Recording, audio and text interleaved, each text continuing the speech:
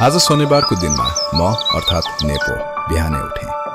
बगैँचामा गएर फूल गोड्न थालेँ। शान्त बिहान र फूलको सुगन्धले मन खुसी भयो। मेरो श्रीमती अझै सुतिरहेकी छ।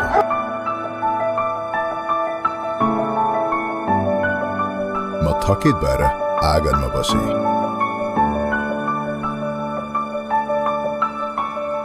ओइ बुढा, बजार जानु न, मासु लिएर आउनु, भोक लागेको छ।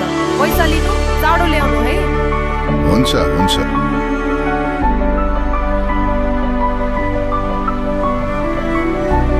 दाइ, मासु कसरी हो?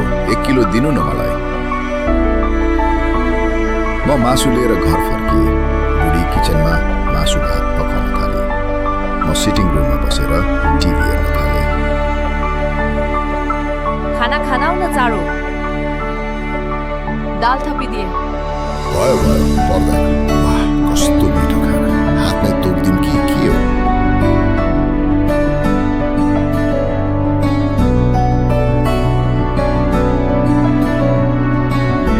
आजको हाम्रो दिन यसै गरी बित्यो। रात पर्न लागेको छ। हामी सुत्न जाँदैछौँ। तपाईँहरूलाई हाम्रो भिडियो कस्तो लाग्यो?